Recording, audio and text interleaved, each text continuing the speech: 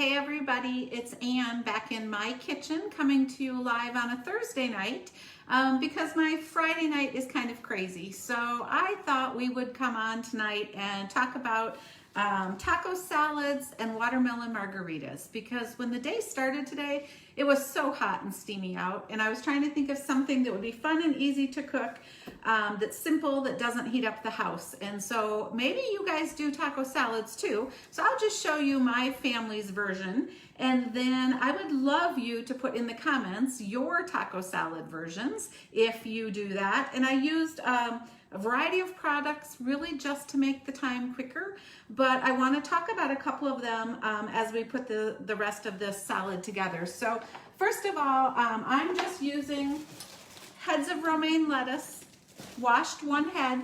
I have opened it up after I washed it, cut the stem off, and then cut it the long way. And I'm using this blue nylon knife. You guys, if you're shopping, you're gonna get a black nylon knife. But I didn't think that there was any reason to open up a new one because I thought you'd be okay whether it's blue or black. And so I'm just cutting the rest of this romaine into chunks for my family that's gonna have taco salads tonight.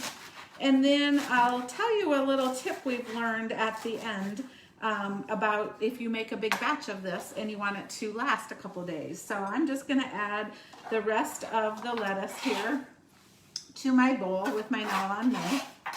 And then I am using the medium-sized serving bowl tonight. You guys, this is actually from Pampered Chef's stoneware line. I think these are beautiful bowls. They have them in different sizes, but so far it just has romaine lettuce on it.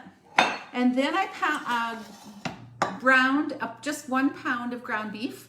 And this is literally one of my favorite skillets in Pampered Chef's line. And of course I use the famous hamburger chopper to do this. And so I'm gonna just dump the hamburger on top. And I wanna show you this skillet because as you can see inside, there is a black webbing, but it's stainless steel outside. So let's talk about that a second. The black non-stick coated webbing inside of the stainless steel gives you the cleanup ability of non-stick cookware that I know a lot of you love, but because it has the webbing of stainless steel in it, it gives you that fantastic searing like you were using full stainless or cast iron. So my tips on it, and I do really love it, like if I'm browning chicken breasts or pork chops or just even browning hamburger like this, it's still not an egg pan, okay? It's not designed for scrambled eggs or frying eggs because it's stainless web. And so you wouldn't be happy with it as far as the nonstick coating for that.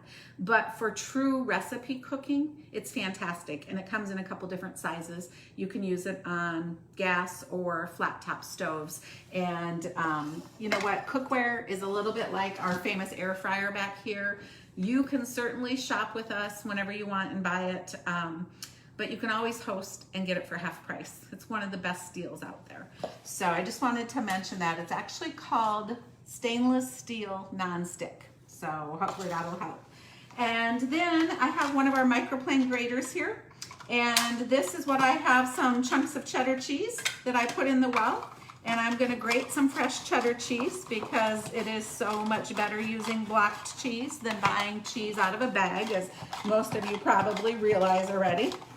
So we're gonna grate the couple chunks of cheddar that I have here. And by the way, I'll show you something. If you don't like grating it up on a tripod, you can open this up and you can grate the long way too. And I'll just put one more chunk in there so you guys can see quickly.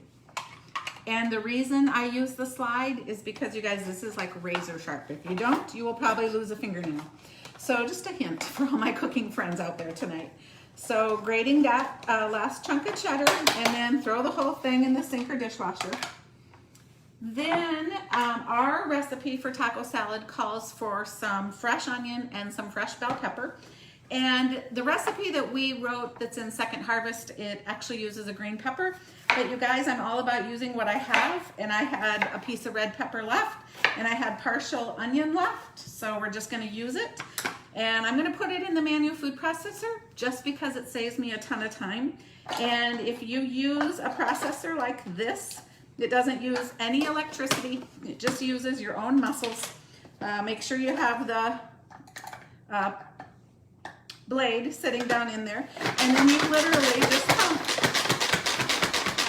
And as you can see, I'll hold it up closer. As you can see, it's doing the chopping for me, so I don't have to use a knife and try to be like a fast super chopper. And you can use this time of year. Tomatoes are just starting to come on. It's a boat propeller blade.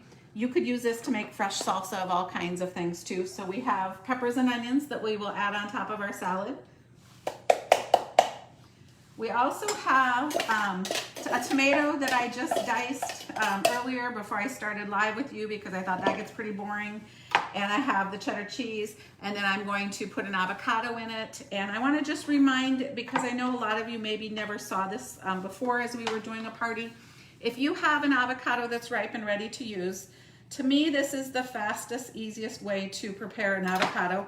Cut it in half, then take your sharp knife, give it a stomp, it'll knock the pit off, and then simply just use a big spoon, and if it's ripe and ready to release from the skin, it'll come out in one big beautiful chunk like that. And then you can just slice it or cube it or dice it or whatever you want to do. I'll just cube it and put it on our salad.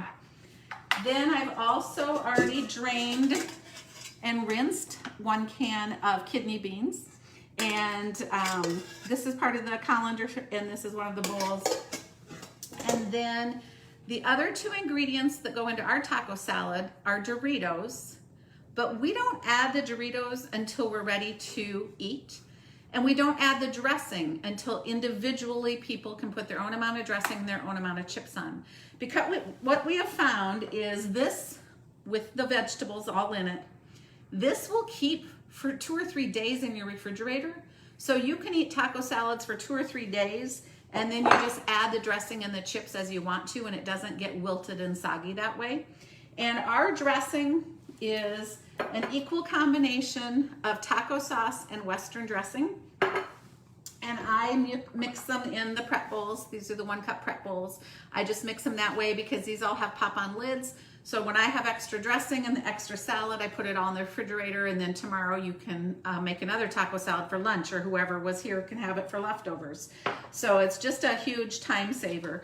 And really, when you're cooking in the summer and you're wanting to do some fast things, a little bit is maybe thinking ahead and knowing what you wanted to do the next time. So instead of browning just 1 pound of hamburger, brown 2. And tomorrow you could make spaghetti or tater tot casserole or tacos or something else out of it.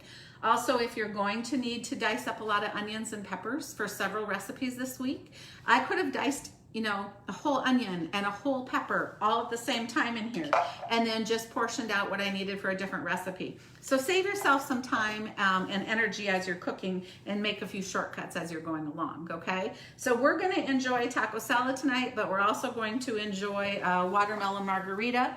And since my daughter Stephanie is still here for a couple more weeks with us, we will let her take over with a fun drink for tonight. But we appreciate all of you guys that have popped on live, and we hope you're having a great week in your kitchen.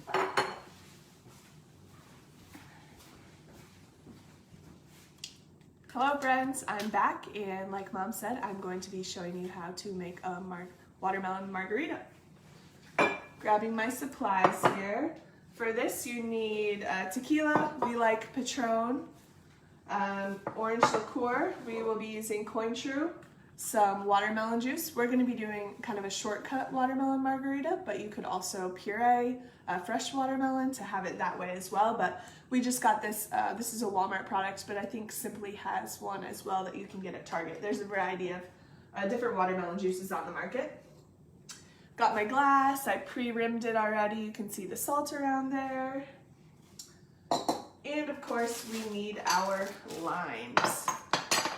It's a pretty easy recipe, so we're just going to start off by putting 1 ounce of tequila in our measure.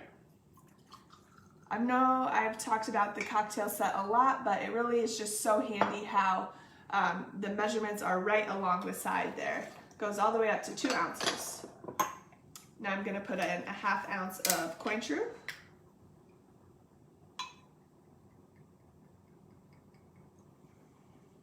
In that goes. Gonna use 3 ounces of the watermelon juice, so it's a 1-to-3 ratio. Since it only goes up to 2 ounces, I'll add just a little bit more. There we go. And then finally, gonna do the limes. Using the handy dandy citrus press here. Citrus side down. Carefully squeeze it in there.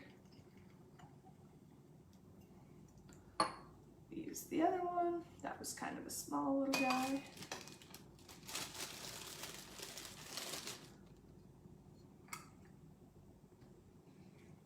Get the juice in there. Okay, I'm adding the lime juice. Now I am going to go ahead and give her a shake.